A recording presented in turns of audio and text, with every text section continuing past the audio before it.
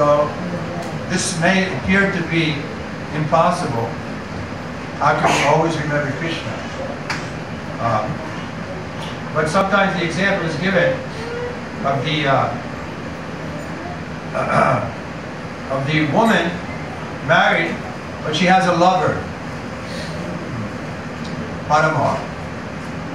So that woman is doing her housework very carefully, but still she's always thinking of her lover.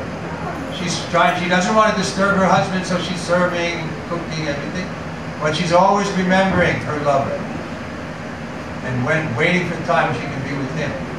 Of course, this is a crude example, but the idea is that we can go on with our work, but we can remember Krishna. What is the difficulty? Krishna is there in His holy name. He's there in His picture.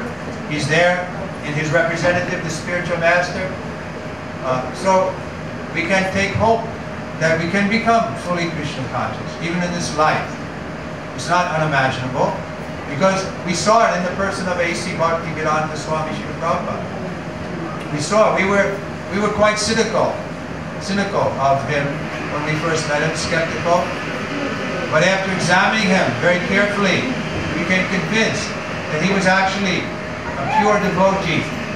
What is the symptom of a pure devotee? He has no other interest except to please Krishna.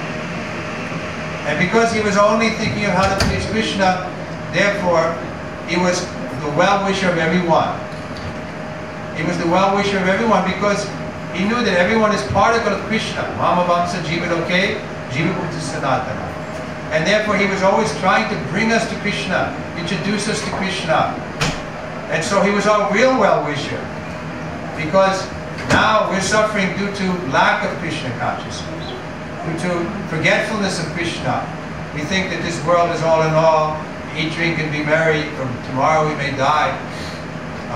We don't understand that the soul is eternal, the Atma, Sanatana. It's not going to perish when the body is finished. We're going to go on into the next situation. But the problem is we're remaining here in the material world, birth after birth. It's called samsara, the cycle of birth and death. But Srila Prabhupada saw that, and he had compassion for us. He didn't want to see us suffering like this. So he was coming from India at an advanced age, over 70 years old. He didn't have money to come by airplane. You wouldn't even think today, how can anybody take a boat from India? He came by boat because he got free passage. And so he had no money. He came here with 40 rupees and a couple of trunks full of his books. And with that meager beginning, he was able to establish this movement all over the world. Why? Because purity is the force. He was really representing Krishna. He was completely surrendered to him, so Krishna could use him. When he arrived in Boston, the first place the boat stopped was Boston. Then he got down in New York and came back. He wrote a poem, and he said to Krishna, I don't know why you brought me here, Krishna, because this place is full of passion and ignorance. He got off the boat in Boston, he went and he saw the city, and he came back and he composed this poem. He said, I don't know why you brought me here, because these people don't look at all interested in spiritual life. They're simply engaged in passion and ignorance. But somehow or other, you must have a plan for me, so if you like, please make me dance, make me dance, make me dance. Just like a puppeteer makes the puppet dance. So Prabhupada was presenting himself like that. And he signed that poem, Your Insignificant Beggar. So that was his mood. He wasn't thinking, oh, I'm a big, important Swami, coming first class, I'm going to teach these Americans, living uptown in New York in a penthouse. No, he came to the Lower East Side. He came to a very poor neighborhood. And he started in the park, in just a simple way, chanting in the park and attracting hippies and so on. So I was fortunate to be one of those early candidates. I first met Srila Prabhupada there in New York in 1968. And I got initiated 6 months later. So How is it that he had such an influence on us? Because he was so pure, and we could see that he wasn't trying to use us for something, to make his movement or something. No, that wasn't his mood at all. His mood was to benefit us by giving us this philosophy of Bhagavad Gita, so that we could understand actually who we were. And it's a very joyful knowledge that we are a particle of God, eternal, full of knowledge and bliss, and that the suffering condition that we find ourselves in is not our real home. It's a temporary condition, but we belong in the spiritual world. So he was simply repeating the message of Bhagavad Gita, and therefore, because he was repeating it purely, without adding or subtracting, therefore the effect was there. Otherwise, we saw Bhagavad Gita was in the English language for hundreds of years. Thoreau and Emerson, big philosophers, used to talk about it, but nobody became a devotee of Krishna. But in the Bhagavad Gita itself, at the end, Krishna says, Man mana bhava mad bhava. Not only at the end, throughout the Bhagavad Gita. Sarva dharma prityaja. Give up everything and simply surrender unto me. But nobody was able to do that. But by Prabhupada's mercy, so many thousands of people did it.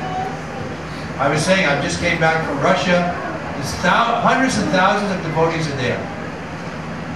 And they're taking this message of Bhagavad Gita as their life and soul, and translating it, and distributing the books to their fellow countrymen, and coming and discussing philosophy.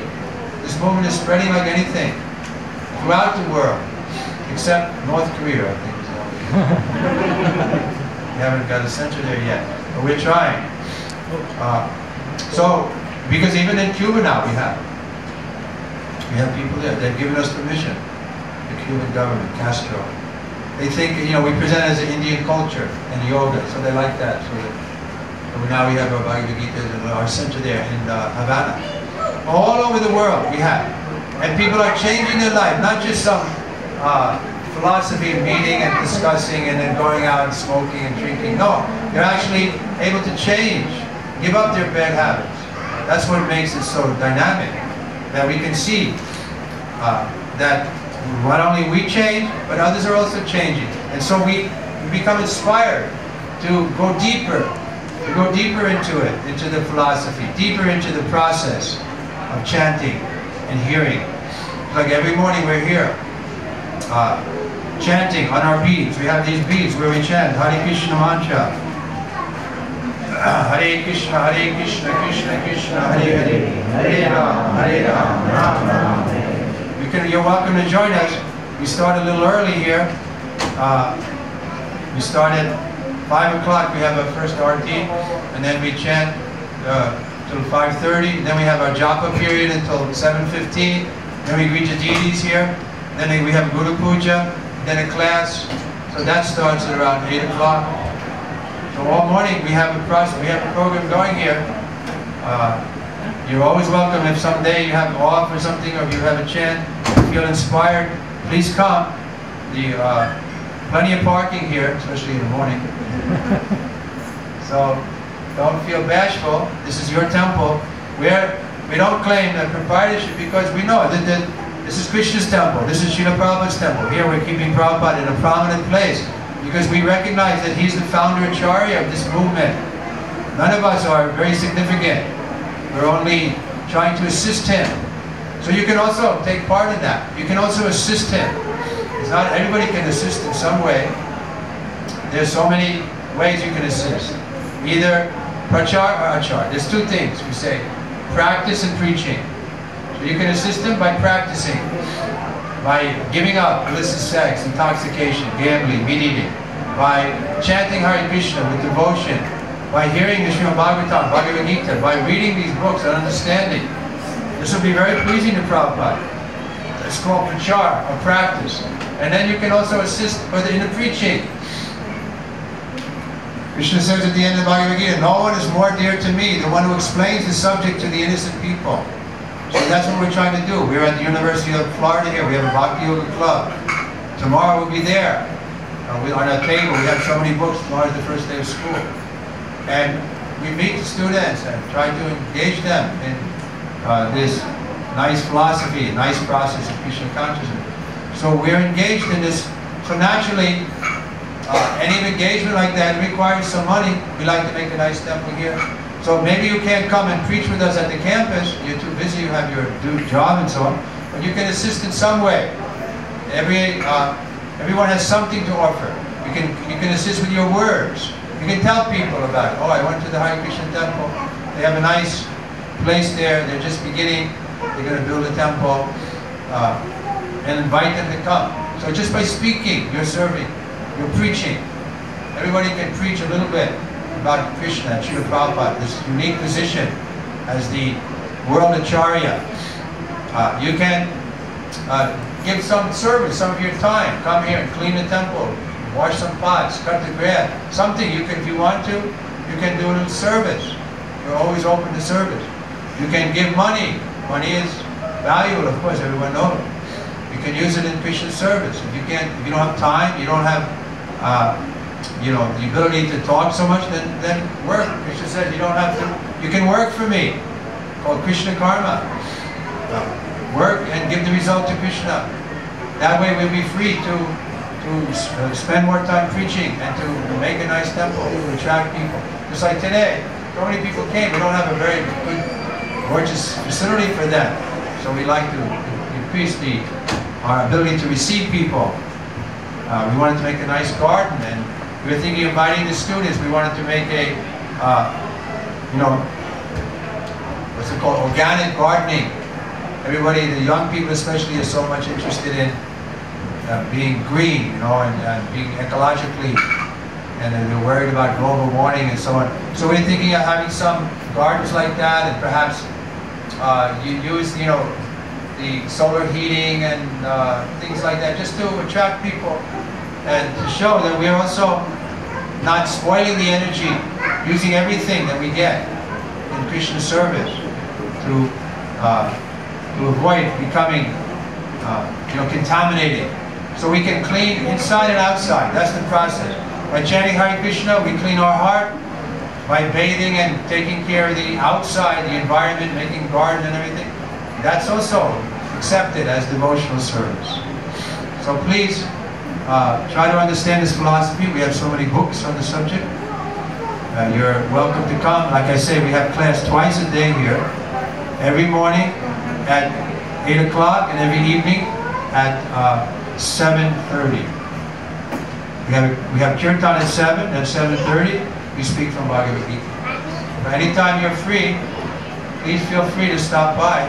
So people are dropping in, not so many like tonight. But everyone, usually once, at least a few guests come every night. So don't be bashful that you're coming, you won't be invited. No, we always have prasadam after we have a class, then there's always a little prasadam. So feel free to come and take part. And that way, you will benefit and you'll benefit.